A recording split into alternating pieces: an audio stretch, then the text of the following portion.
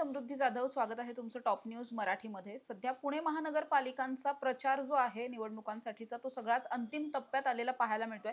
प्रत्येक पक्ष, प्रत्येक उमेदवार आपापल्या परीने प्रचार करतात. मात्र आत्ताच आपण जर बघितलं गेलं एक 2-3 दिवसांमध्ये सगळ्या पक्षांनी आपापले जाहीरनामे सुद्धा प्रसिद्ध केलेले आहेत. प्रत्येकाला असं वाटतंय की महानगरपालिकेमध्ये आमचीच सत्ता आली पाहिजे. मात्र ही सत्ता का आली पाहिजे? या प्रश्नाचं उत्तर शोधण्यासाठी आपण सगळ्याच पक्षांच्या प्रवक्त्यांशी बोलतोय. अर्थात आज माझ्याबरोबर स्वतः भाजपचे प्रवक्ते आहेत. त्यामुळे त्यांच्याकडून सुद्धा जाणून घेणार आहोत, की कशा पद्धतीनं भाजपने नेमक्या काय-काय स्ट्रॅटेजीज या सगळ्यामध्ये प्लॅन केलेल्या आहेत. संदीप खर्डेकर माझ्याबरोबर आहेत. त्याचबरोबर या सगळ्या चर्चेमध्ये माझा सहकारी संकेत सुद्धा आहे.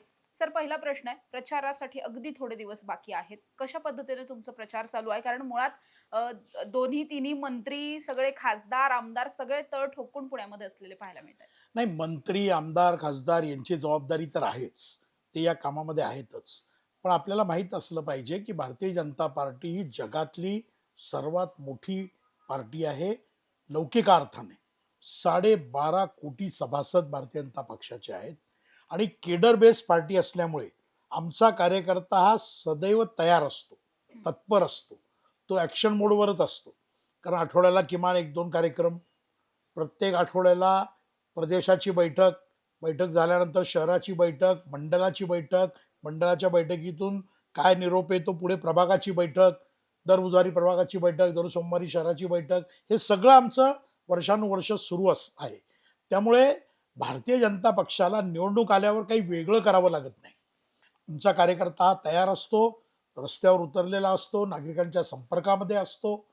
निवडणूक म्हणून जे एक्स्ट्रा मेहनत घ्यावी लागते त्याच्यामध्ये प्रामुख्याने आम्ही काय केलं, आम्ही काय करणार आहोत आणि त्याच्या जोडीनं आजकाल मतदार याद्यांचा घोळ हा इतका क्लिष्ट विषय आहे की मतदार यादीतल्या घोळामुळे मतदारापर्यंत त्याचं मतदान केंद्र पोहोचवणं आणि त्यानंतर त्याला त्या ठिकाणी मतदान करता यावं यासाठी सुलभ प्रक्रिया निर्माण करणं हे कार्यकर्त्याला फार जपून आणि मन लावून करावं लागतं. कारण मतदार याद्या आजही सदोष आहेत नावांच्या दृष्टीनं, पत्त्यांच्या दृष्टीनं, वयाच्या दृष्टीनं, फोटोच्या दृष्टीनं. आणि मग त्याच्यातून जो सुशिक्षित मतदार आहे तो संभ्रमित होतो की गेल्या वेळेला माझं दीनदयाळ उपाध्याय शाळेमध्ये मतदान होतं, यावेळेला मी कर्नाटक शाळेत कसा गेलो, किंवा माझा पत्ता मी इथंच राहिला आहे पण माझा पत्ता भलतीकडचाच आहे, मग मला मतदान करायला मिळेल का? अशा शंकांना उत्तरं द्यावी लागतात. पण ओव्हरऑल आमचा कार्यकर्ता इलेक्शन मोडवरच असतो आणि त्यामुळे निवडणुका जाहीर झाल्या की फक्त त्याने त्याची तीव्रता कामाची वाढवायची असते, वेग वाढवायचा असतो, संपर्क वाढवायचा असतो, एवढाच काय तो फरक. भाजप म्हटलं की अलीकडच्या काळामध्ये भाजप आणि धक्कातंत्र हे एक समीकरण बनलंय. पुण्यामध्ये जर आपण विचार केला तर एकाच झटक्यामध्ये तुम्ही निर्णय घेतला आणि 42 नगरसेवकांची तिकीटं कट केली. त्यापैकी 2 जण तर पक्ष सोडून गेले, जे तिथले ताकदवान होते. तर अशा वेळी निष्ठावंत म्हणून ते कुठे कमी पडले होते का? आणि ज्या 40 जणांची समजूत तुम्ही घातली होती, तर ते नेमकं कसं साधलं होतं गणित? नाही, असं असतं की भाजपचा कार्यकर्ता हा तात्पुरता रागवतो. मनुष्य स्वभाव आहे. एखादी गोष्ट मनासारखी नाही झाली की माणूस रागवतो. पण हा कार्यकर्ता समर्पित कार्यकर्ता असतो आणि जो कार्यकर्ता समर्पित आहे, जो पंतप्रधान नरेंद्र मोदींच्या आदर्शांवर चालतो, जो देवेंद्र फडणवीसांच्या नेतृत्वावर विश्वास ठेवतो, ज्याच्या मागे अटलजी पासून अडवाणीजींपर्यंतची परंपरा आहे, ज्याने दीनदयाळ उपाध्याय वाचले आहेत, ज्यांना श्यामप्रसाद मुखर्जींचं बलिदान आहे त्याचा अभ्यास केलेला आहे, असे कार्यकर्ते हे समाजामध्ये काम करत असताना एखाद्या वेळेला पक्षानं एखादा निर्णय घेतला तर मी आपल्याला आकडेवारीनुसार सांगू शकेन की 99% कार्यकर्ते पक्षादेशाचा पालन करतात आणि 2 दिवस ते रागवतात. काही जण दुःखात असतात, काही जणांना कुटुंबीय म्हणतात की अरे काय तुझं का कापलं, काहींना मित्रपरिवार म्हणत असतो. पण त्या दुःखावेगातून, त्या रागातून 2 ते 3 दिवसात ते बाहेर येतात आणि बाहेर आल्यानंतर पूर्ण जोशात ते उमेदवाराच्या प्रचारासाठी यंत्रणेच्या सोबत काम करतात. आता याच्यामध्ये एक भाग जो आपण मला विचारला की एका झटक्यात, तर असं एका झटक्यात वगैरे काही नसतं. भारतीय जनता पक्षामध्ये प्रक्रिया असते, आमच्याकडे सर्वे असतात, सर्वेचे रिपोर्ट असतात, ते रिपोर्ट्समध्ये एखाद्या व्यक्तीचं कामाच्या बाबतीत तक्रार असते, एखाद्याच्या वर्तणुकीबाबत असते किंवा काही विषय असतात, त्याच्यावर सांगोपांग चर्चा होते. कोणावरही अन्याय होईल असं वर्तन भारतीय जनता पक्षाकडनं होत नाही. आणि मग चर्चा होऊन, सखोल निर्णय होऊन किंवा याचं आत्ता याने थोडं थांबावं, थोडा काळ याने पक्षकार्य करावं, अशा पद्धतीचा निर्णय घेतला जातो आणि तो निर्णय सर्वसमावेशक, सारासार विचार करून आणि सांगोपांग चर्चा करूनच घेतला जातो. त्यामुळे एका झटक्यात वगैरे काही नाही. निर्णय होतो आणि तो सगळे मानतात. तुम्ही म्हटलात की एका झटक्यात तिकीटं कापली नाहीत. मात्र अनेक असे पदाधिकारी, इच्छुक उमेदवार होते, जे स्वतः तयारी करत होते. मात्र त्यांचं तिकीट नाकारून त्यांच्या पत्नीला, त्यांच्या बहिणीला, त्यांच्या आईला अशा पद्धतीने तिकीट दिलं. अर्थात पुण्यामध्ये सगळ्यात जास्त महिला उमेदवार भाजपने उभ्या केलेल्या आहेत. त्यामागचं गणित नेमकं काय? कशासाठी? का लाडकी बहीण योजना आणि मग लाडक्या उमेदवार वगैरे याचं काही कनेक्शन आहे मध्ये? नाही, लाडकी बहीण योजना असं नाही. आपल्याला माहीत असेल की पुण्यामध्ये म्हणजे कुठेही आता 50% तर आरक्षणच आहे. आणि त्या आरक्षणामध्ये ज्यावेळेला एखाद्या ठिकाणी अशी परिस्थिती निर्माण होते, की एखादा चांगला कार्यकर्ता आहे, पण त्याला खुल्या गटातनं देता येत नसेल, ओबीसीतून देता येत नसेल, तर त्यावेळेला आपण त्याच्या पत्नीचा विचार करतो. म्हणून जर आपण राजकीय अभ्यास केला, तर सर्वसाधारण ओबीसी हं. किंवा सर्वसाधारण गट असं ते असतं. मग त्याच्यातनं पुरुष किंवा महिला कोणी लढू शकतो. त्यामुळे त्यावेळेला असं लक्षात येतं की या ठिकाणी एक्स व्यक्तीला दिलं तर कदाचित थोडं नुकसान होऊ शकतं, पण या त्यांच्या आईला किंवा पत्नीला दिलं तर ते विजयी होऊ शकतात. मग शेवटी राजकीय गणित हे विजयाशी निगडीत असतं आणि त्यामुळे मग तो निर्णय आम्हाला घ्यावा लागतो आणि तो निर्णय पूर्ण विचारांती घेतला जातो. पण इतक्या मोठ्या संख्येने महिला उमेदवार उभ्या करायचे हे आधी ठरलं होतं, की हे केवळ विजयाचं गणित बसवण्यासाठी केलं नाही, गेलं मला होतं? असं वाटतं की केवळ कोणाची तरी पत्नी हं, किंवा केवळ कोणाची तरी आई म्हणून त्याचा विचार होत नाही. अपवाद असतो एखाद दुसरा. पण मी माझं उदाहरण देईन. हं. माझी पत्नी ही बूथ प्रमुखापासून म्हणजे यादी, त्या काळात हजारी यादी होती. तर ती 2000 साली हजारी यादीवर काम करायची. मग ती कोथरूडमधली एक छोटी पदाधिकारी झाली. कोथरूड मंडल अध्यक्ष झाली. शहराच्या बेटी बचाव बेटी पढाओ या योजनेची प्रमुख झाली. शहरावरच्या विविध पदांवर तिने काम केलं आणि मग 2017 साली 17 वर्ष काम केल्यानंतर तिचा पदासाठी विचार झाला. त्याच्या मागे एवढ्या वर्षाची परंपरा होती. असंच इतरही भगिनी ज्या आहेत, ज्यांना तिकीटं मिळाली आहेत, त्यांची राजकीय पार्श्वभूमी आहे. त्या काम करतात समाजामध्ये. फक्त होतं काय, की अनेक वेळेला ते नवरा हं, एखादा हं. लाईमलाईटमध्ये हं, असतो हं. आणि त्याच्या बायकोचं कार्य लोकांपुढे येत नाही. त्यामुळे असं कधी होत नाही. त्याचा सगळा विचार म्हणजे त्या कार्यकर्ती असते म्हणूनच ती पुढे येते. भाजपनं महिलांना तिकीटं का दिली याची ज्यावेळी चर्चा होत असते, सर्वाधिक महिलांना तिकीटं का दिली, त्याची एक पार्श्वभूमी अशी सांगितली जाते की काही दिवसांपूर्वी राष्ट्रीय स्वयंसेवक संघाची एक अखिल भारतीय बैठक पुण्यात सर परशुराम भाऊ महाविद्यालयात झाली. तिथे संघाने सांगितलं की आता जास्तीत जास्त महिला सज्जन शक्तींना आपण पुढे आणलं पाहिजे. आणि नेहमी हा क्युरिओसिटीचा प्रश्न राहतो की भाजपच्या निर्णय प्रक्रियेमध्ये किंवा या सगळ्या प्रक्रियेमध्ये राष्ट्रीय स्वयंसेवक संघाचा थेट सहभाग असतो का? आणि तिकीट वाटपामध्ये सुद्धा संघाची भूमिका महत्वाची आणि निर्णायक ठरते का? मी राष्ट्रीय स्वयंसेवक संघाचा एक स्वयंसेवक आहे आणि राष्ट्रीय स्वयंसेवक संघाच्या सहभागाविषयी, संघाने दिलेल्या कुठल्या सूचनांविषयी मला काहीच कल्पना नाही. कारण या गोष्टी तो काही राजकीय पक्ष नाही आहे.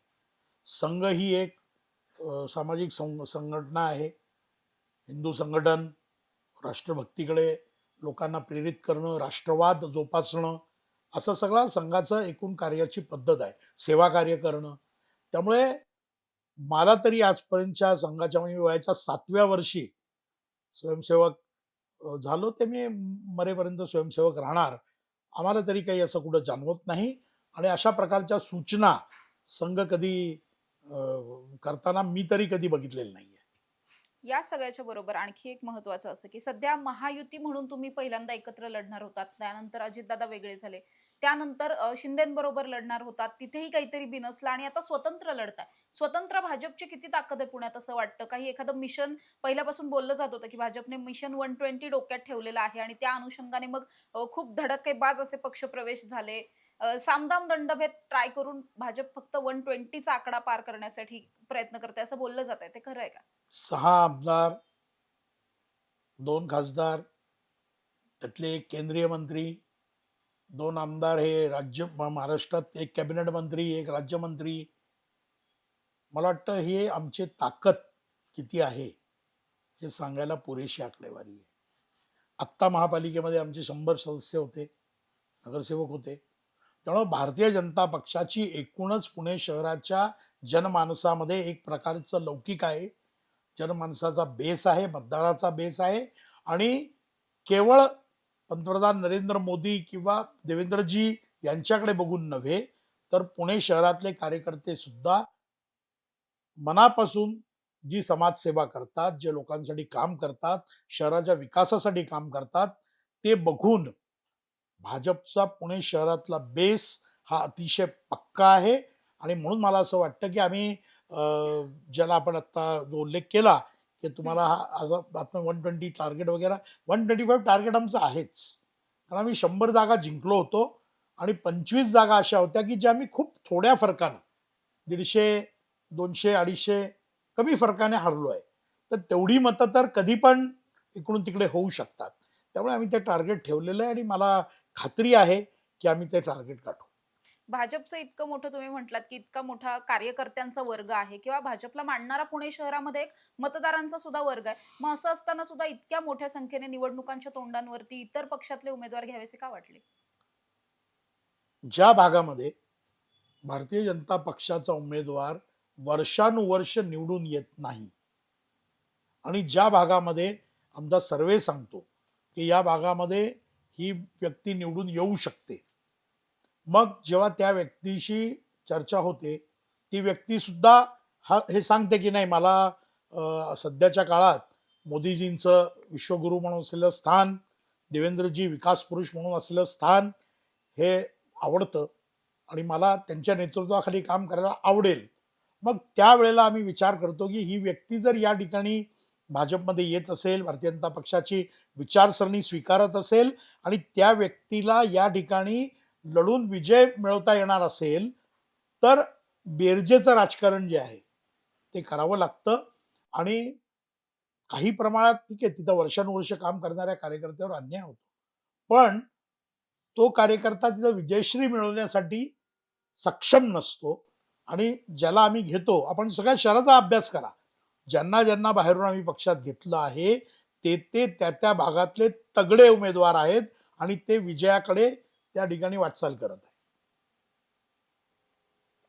आता एक म्हणजे महानगरपालिकांच्या निवडणुकांच्या तिकीट वाटपाच्या नंतर भाजपवर प्रामुख्याने हा आरोप होताना पाहायला मिळतो, की जे विधानसभेची तयारी करत होते, जे विधानसभेची तिकीटं मागत होते, त्यांना मात्र पद्धतशीरपणे भाजपने साईडलाईन केलंय आणि त्यांच्या जागी दुसरा चेहरा जो आहे तो दिलेला आहे. म्हणजे अगदी उदाहरणाखातर जर आपण म्हटलं तर प्रभाग 9 मध्ये अमोल बालवडकर तिकीट मागत होते. अमोल बालवडकरांच्या जागी लहू बालवडकरांना उमेदवारी मिळाली. लहू बालवडकर संघटनेमध्ये होते, मंडल अध्यक्ष होते वगैरे. हे सगळं आहे एका निष्ठावान व्यक्तीला तिथे उमेदवारी दिली. पण खरंच असं काही झालंय का तिकीट नाही, वाटपामध्ये? असं कधी होत नाही. मी आपण सुरुवातीला जे स्पष्ट केलं की अमोलजी चांगले कार्यकर्ते होते.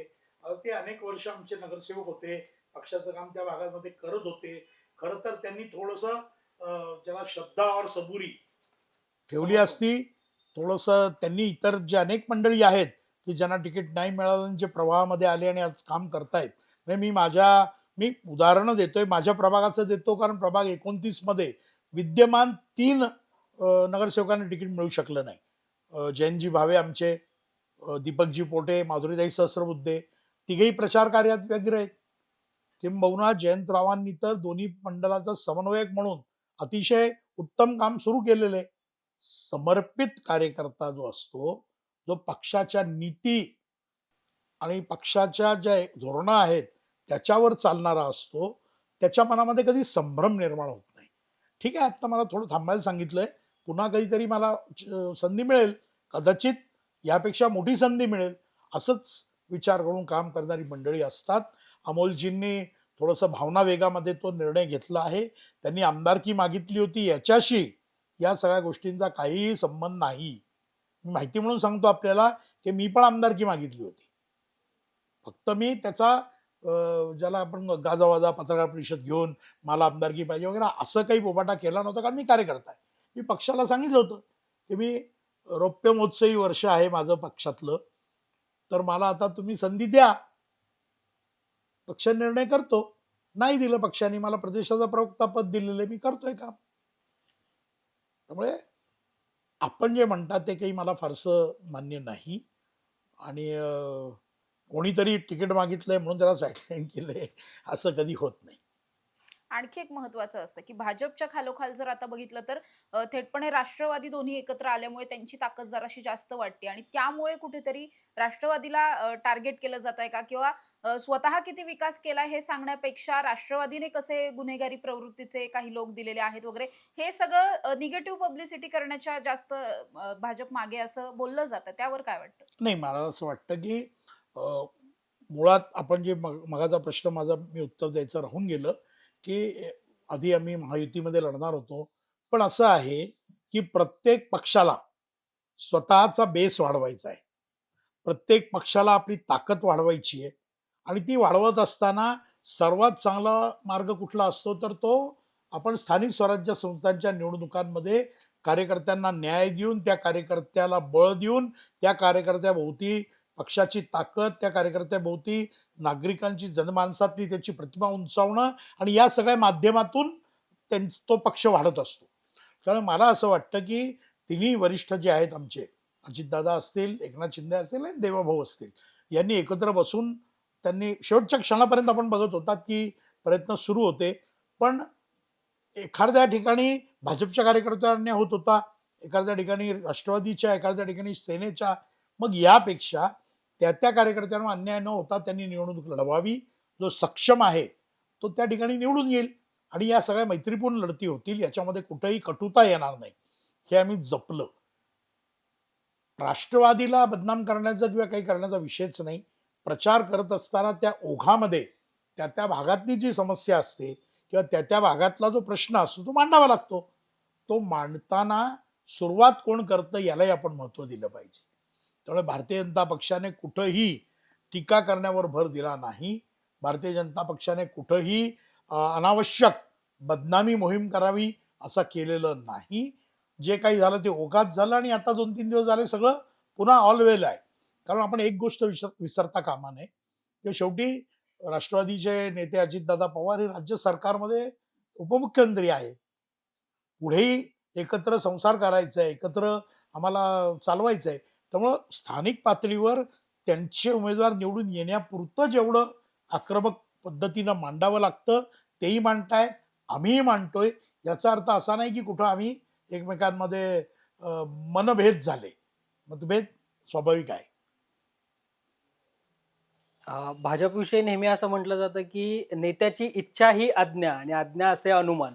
पण अलीकडे अनेकदा म्हणजे भाजप नाही तर सगळ्याच पक्षांमध्ये अनेकदा ही स्थिती पाहायला मिळते की नाराजी, त्यातून मग पक्ष नेतृत्वावर केली जाणारी अतिशय खालच्या पातळीवरची टीका.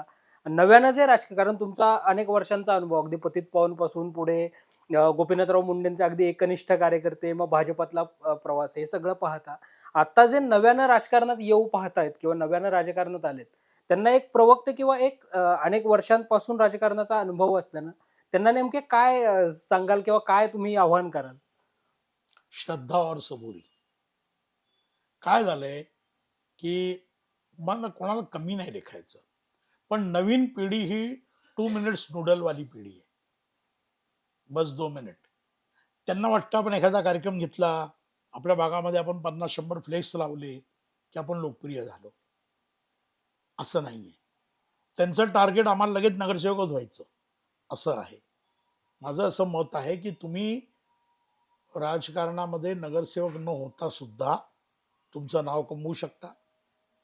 तुम्ही राजकारणामध्ये नगरसेवक किंवा आमदार न होता सुद्धा एक वलय निर्माण करू शकता आणि लोकांमध्ये एखाद्या नगरसेवक किंवा आमदारापेक्षा जास्त लोकप्रियता मिळवून लोकांच्या मनावर राज्य करू शकता.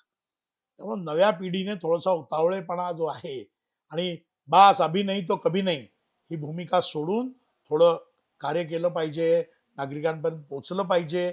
आणि 4च्या प्रभागामध्ये जेव्हा आपण प्रभाग पद्धतीनं निवडणूक लढवतो तेव्हा अपक्ष निवडून येणं किंवा ज्याची फारशी ओळख नाही त्या भागामध्ये, फक्त फ्लेक्सवर लोकांना दिसलेला असतो किंवा एखादं वही वाटप किंवा एखाद्या वृद्धाश्रमातला कार्यक्रम केलेला असतो, अशांनी लगेचच नगरसेवक व्हायचा हा चंग बांधून मैदानात उतरू नये असा माझा सल्ला राहील. या सगळ्याबरोबर सर आणखी एक महत्वाचं असं की आता जर आपण बघितलं तर भाजपने म्हणजे अगदी आपण पक्षप्रवेशांविषयी बोललो, भाजप कोणालाही पक्षात घेते असं एक म्हटलं जातंय. काही कोर कार्यकर्ते आहेत, खूप वर्षांपासूनचे कार्यकर्ते आहेत, त्यांना असं वाटतं की नाही, आमच्या पक्षाची एक विचारसरणी आहे, एक काही तत्वांवरती चालणारा हा पक्ष आहे. ती तत्व सोडून अगदी कुणालाही कुठल्याही विचारसरणीमधून येणाऱ्या, कुठल्याही पक्षामधून येणाऱ्यांना आता भाजप का स्थान देतं असं म्हटलं जातं. खरंच भाजप त्यांची विचारसरणी सत्तेसाठी कुठेतरी बाजूला ठेवतंय असं वाटतं का?